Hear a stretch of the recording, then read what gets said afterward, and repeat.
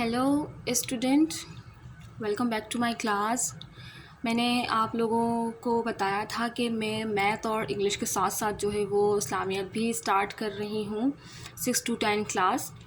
मैं इस्लामियत में आप लोगों को चैप्टर्स पढ़ के बताया करूँगी और उस चैप्टर्स का ख़ुलासा क्या है, मरकज़ी ख़याल क्या है और उस चैप्टर में, उस सबक में आपको क्या समझाया गया है, मैं वो आपको समझाया करूँगी, जिससे आपके लिए क्या आसानी हो जाएगी। आपके लिए आसानी हो जाएगी कि आपको सवाल जवाब याद करने की ज़रूरत ही नहीं पड़ेगी, क्योंकि जब आप चैप्टर को ही, आप सबक को ही समझ लेंगे तो आपको ऑटोमेटिकली सवाल याद हो जाएंगे। ठीक है, तो आज मैं आपके लिए जो लेकर आई हूँ वो है 7वीं जमात की इस्लामियत की बुक। पहला चैप्टर ये हमारे पास, ठीक है, ईमानियात, ऊपर लिखा हुआ देखें, और है रसूलों पर ईमान, रिसालत और उसके तकाज़े। यहाँ पे इसको दिया हुआ है तो हम इसको जो है वो शुरू करते हैं। ठीक है, हमारे पास यहाँ पे लिखा हुआ है रिसालत के मायने और मफ़हूम। अब इसके मायने क्या है और इसका मफ़हूम क्या है, तो यहाँ लिखा है रिसालत के लुग़वी मायने पैगाम पहुँचाना है और रसूल के मायने हैं पैगाम पहुँचाने वाला। ठीक है, तो रिसालत के मायने क्या है, पैगाम पहुँचाना, ठीक है, और रसूल के मायने हैं पैगाम पहुँचाने वाला। रसूल के लिए एक दूसरा लफ्ज़ नबी भी इस्तेमाल होता है, हम लोग नबी भी बोलते हैं, रसूल भी बोलते हैं, तो रसूल बोलें या नबी बोलें दोनों एक ही हैं। ठीक है, दोनों अल्फाज मतलब एक ही हैं। और नबी के लुग़वी मायने हैं ख़बर देने वाला।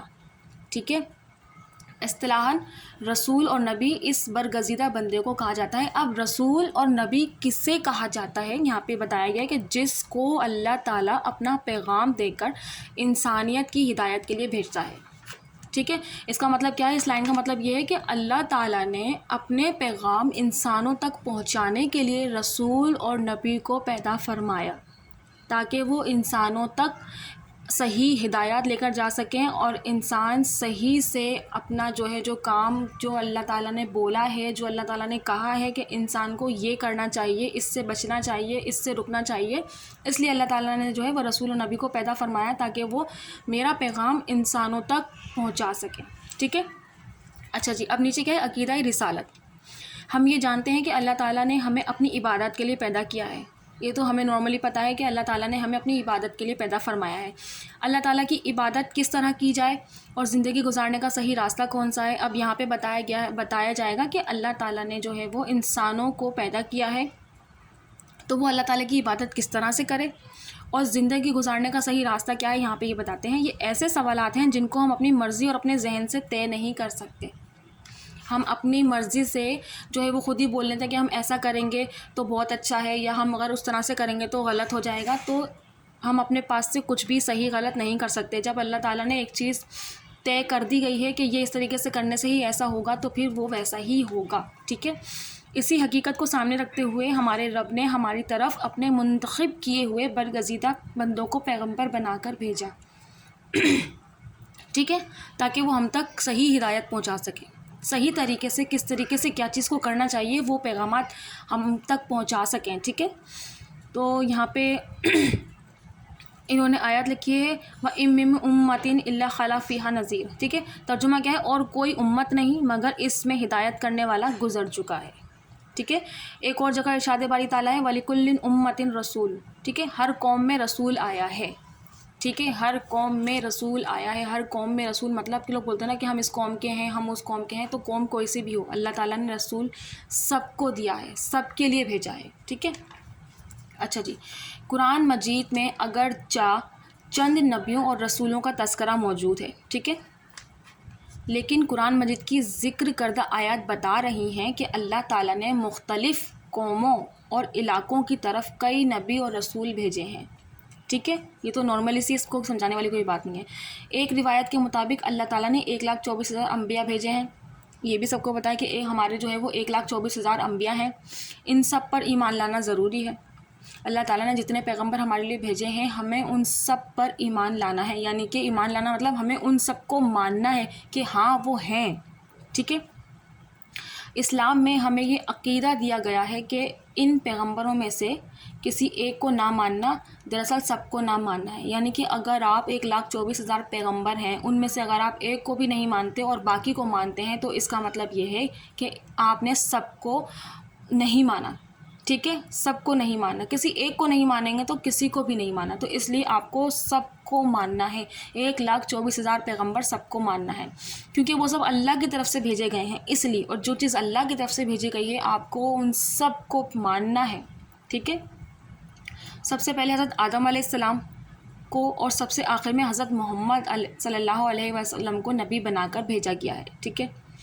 اور آپ صلی اللہ علیہ وآلہ وسلم پر رسالت نبوت کا سلسلہ ہمیشہ کے لیے ختم کیا گیا، ٹھیک ہے۔ تو حضرت محمد صلی اللہ علیہ وسلم جو ہے ہمارے آخری نبی ہیں، ان کے بعد کوئی نبی نہیں آیا، تو اللہ تعالیٰ نے انہی کے اوپر رسالت نبوت کا سلسلہ ختم کر دیا، اس لیے آپ صلی اللہ علیہ وسلم کو قیامت تک ساری دنیا کے لیے بھیجا گیا ہے۔ حضرت محمد صلی اللہ علیہ وآلہ وسلم ہمارے آخری نبی ہیں، اور قیامت تک اللہ تعالیٰ ان کے بعد کبھی کسی کو نبی بنا کر نہیں بھیجا، یہی ہمارے آخری نبی ہیں، ٹھیک ہے۔ اسلامی تعلیمات میں اس کو عقیدہ ختم نبوت کہتے ہیں، یعنی کہ یہ ہمارے آخری نبی ہیں، اس کو ماننا عقیدہ ختم نبوت کہلاتا ہے۔ اس عقیدے پر ایمان لانا ہر مسلمان کے لیے انتہائی ضروری ہے، اس عقیدے کو مانے بغیر کوئی مسلمان نہیں ہو سکتا۔ اب کیا کہ اس عقیدے کو ماننا کہ حضرت محمد صلی اللہ علیہ وآلہ وسلم جو ہے ہمارے آخری نبی ہیں، ان کے بعد کبھی کوئی نبی قیامت تک نہیں آئے گا، اس کو ماننا ہر مسلمان کے لیے ضروری ہے، ٹھیک ہے۔ اب آگے ہے پیغمبروں کے بھیجے جانے میں حکمت کیا ہے، کہ اللہ تعالیٰ انسانوں سے بہت پیار کرتا ہے، اللہ تعالیٰ جو ہے انسانوں سے 70 ماؤں سے زیادہ پیار کرتا ہے، یہ تو سب کو ہی پتہ ہے اور میں آپ بتا بھی رہی ہوں، اس لیے پیدا کرنے کے بعد ان کی ہدایت اور رہنمائی کے لیے اپنے پیغمبروں کو بھیجا، تاکہ انسان اللہ تعالیٰ کے احکامات کے مطابق زندگی گزار سکے اور اس کی ناراضگی سے بچ سکے، ٹھیک ہے نا۔ اللہ تعالیٰ بھی ہم سے ناراض ہوتا ہے، جب وہ ہم سے ناراض ہوتا ہے تو ہم جب کبھی بھی ہمارا کوئی کام نہیں ہوتا، ہم چاہتے ہیں کہ یہ کام ہو جائے اور وہ جائز بھی ہو، جب نہیں ہوتا تو ہم لوگ یہی کہتے ہیں کہ شاید اللہ تعالیٰ ہم سے ناراض ہو گیا، جو اللہ تعالیٰ ہم سے اتنی ساری مشکلات ہمیں دے رہا ہے، یا ہمارا جو ہے وہ ہمارا امتحان لے رہا ہے، اسی طریقے سے بولتے ہیں نا، کہتے ہیں اللہ تعالیٰ ہم سے ناراض ہو گیا، تو اس لیے اللہ تعالیٰ نے اپنے احکامات ہم لوگوں کو احکامات بھیجنے کے لیے اللہ تعالیٰ نے جو ہے وہ نبی اور پیغمبروں کو بھیجا ہے، تاکہ ہم ان کے دیے گئے پیغامات پر عمل کر سکیں اور اللہ تعالیٰ کی ناراضگی سے بچ سکیں، اور قیامت کے دن انسان اللہ تعالیٰ کی بارگاہ میں یہ نہ کہہ سکے کہ مجھے سزا کیوں دی جا رہی ہے، مجھے تو صحیح اور غلط، حق اور باطل کا پتہ ہی نہیں تھا، ٹھیک ہے نا۔ نارملی کیا ہوتا ہے کہ ہم لوگ کوئی غلط کام کر لیتے ہیں، مطلب غلط کام کرنے سے کیا مراد ہے، ہم سے کوئی غلطی ہو گئی، اور پھر جب ہم سے بڑے ہمارے کہتے ہیں کہ ہم سے تو غلطی ہو گئی اور ہمیں تو کسی نے بتایا ہی نہیں تھا کہ یہ صحیح ہے یا غلط ہے، نارمل لائف کی بات میں آپ کو بتا رہی ہوں اس کو سمجھانے کے لیے۔ تو یہاں پر اس لیے اللہ تعالیٰ نے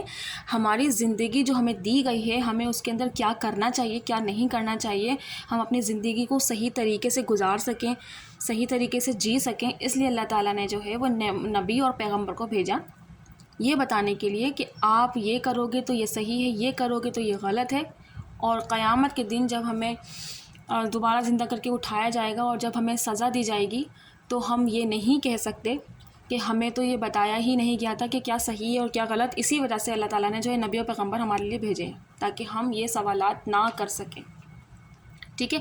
اب رسالت کے تقاضے کیا ہیں کہ رسولوں پر ایمان لانے کے فوراً بعد ہم پر ان کے جو حقوق عائد ہوتے ہیں وہ حسب ذیل ہیں، حسب ذیل مطلب جو نیچے دیے گئے کیا ہیں، محبت رسول صلی اللہ علیہ وآلہ وسلم، اللہ تعالیٰ کے کسی بھی پیغمبر پر ایمان لانے کا سب سے پہلا تقاضا یہ ہے، سوال بول رہی ہوں صحیح سے سنیے گا، اللہ تعالیٰ کے کسی بھی پیغمبر پر ایمان لانے کا سب سے پہلا تقاضا کیا ہے، یعنی کہ سب سے پہلی چیز کیا ہونی چاہیے کہ دنیا میں سب سے زیادہ محبت اسی سے کی جائے، کیونکہ وہ وہی ذات ہے جس نے انسان کو زندگی کا کامل شعور بخشا اور حقیقی کامیابی کا راستہ بتایا، ٹھیک ہے۔ کہ اللہ تعالیٰ کے کسی بھی پیغمبر پر ایمان لانے کا سب سے پہلا تقاضا کیا ہے، یعنی کہ جب پیغمبر پر ہم جو ایمان لاتے ہیں اس کا سب سے پہلا بنیادی چیز کیا ہے کہ ہمیں ان سے محبت کرنی چاہیے، کیونکہ وہی ہیں جنہوں نے انسان کو بخشا ہے، شعور بخشا ہے کہ آپ کو یہ کرنا چاہیے یہ نہیں کرنا چاہیے، حقیقی کامیابی کا راستہ بتایا ہے۔ حقیقی کامیابی مطلب کہ اگر آپ اس طریقے سے کریں گے تو اللہ کے نزدیک ہوں گے، اس طریقے سے کریں گے تو اللہ تعالیٰ خوش ہوگا، ٹھیک ہے نا۔ اب ایک حدیث میں آتا ہے حضور صلی اللہ علیہ وسلم فرمایا، تم میں سے کوئی بھی تب تک کامل مومن نہیں بن سکتا، کامل مطلب اونچا مومن نہیں بن سکتا، جب تک وہ مجھ سے اپنے باپ، اپنی اولاد اور سارے انسانوں سے زیادہ محبت نہ کرے، ٹھیک ہے نا. یہاں پر کس کو کیا گیا؟ حضرت محمد صلی اللہ علیہ وسلم، ہمارے پیغمبر، ہمارے نبی، کہ جب تک ہم اپنے باپ داداؤں سے، اپنی اولاد سے زیادہ محبت، انسانوں سے زیادہ محبت نہ کریں. ٹھیک ہے نا.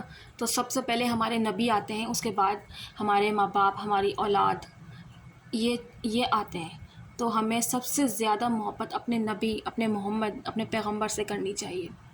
ان کے لیے مطلب ان سے محبت کریں، ان کے خلاف باتیں نہ سنیں، مطلب کوئی غلط بات نہ سنیں.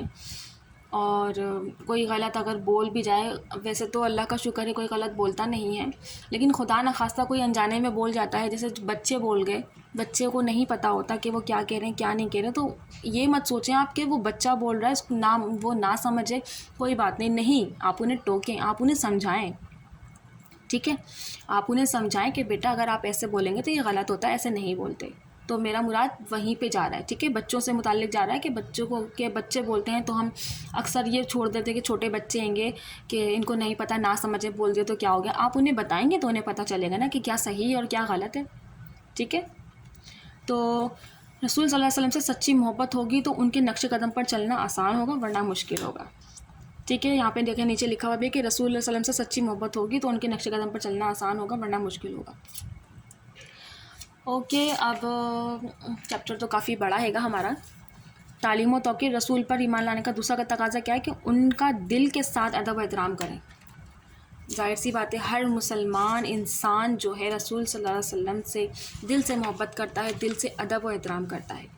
ٹھیک ہے، تاکہ تم لوگ اللہ پر، اس کے پیغمبر پر ایمان لاؤ، اس کی مدد کرو اور اس کی تعظیم کرو. اچھا جی، اب جو ہے وہ یہاں پہ کچھ اور بھی لکھا ہوا ہے، میں شارٹ کر دیتی ہوں کیونکہ چیپٹر کافی بڑا ہے. یہاں پہ ہے سورہ حجرات کی روشنی میں یہ بات ثابت ہوتی ہے کہ رسول صلی اللہ علیہ وسلم کی گستاخی سے انسان کے نیک اعمال غارت ہو جاتے ہیں اور اللہ تعالیٰ ناراض ہو جاتے ہیں. یعنی کہ رسول صلی اللہ علیہ وسلم کی گستاخی کریں گے تو غارت ہو جاتے ہیں.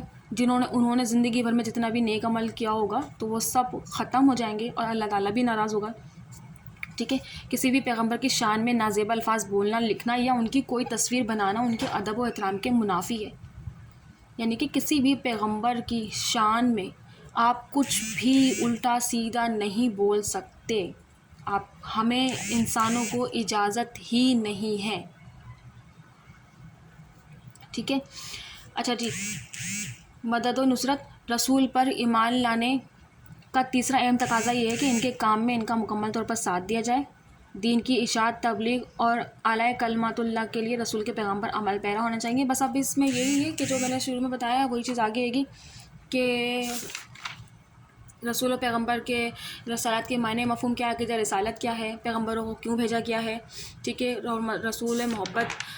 رسول سے محبت کرنی چاہیے اور ہمیں یہ چیز ماننی چاہیے کہ حضرت محمد صلی اللہ علیہ وآلہ وسلم دنیا کے آخری نبی ہیں. ان کے بعد قیامت تک کوئی نبی نہیں آئے گا. ان سے محبت کری جائے، ان کے خلاف کوئی بات نہیں سنی جائے، ان کی شان میں گستاخی نہیں کی جائے.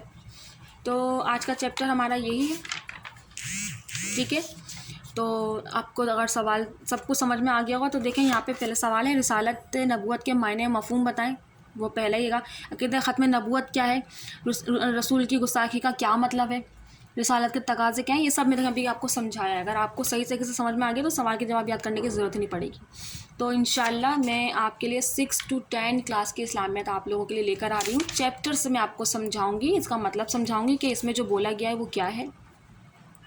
آپ کو سمجھ میں آ جائے گا تو سوال جواب پہ زیادہ یاد کرنے کی ضرورت نہیں پڑے گی. 80% آپ لوگوں کو سمجھ میں آ جائے گا تو 20% صرف آپ کو یاد کرنے کی ضرورت پڑے گی. تو میں انشاءاللہ آپ لوگوں کے لیے اب جو ہے وہ دوسری کلاس کی اسلامیت لے کر آؤں گی. مجھے اگلی ویڈیو تک کے لیے اجازت دیجیے. اللہ حافظ.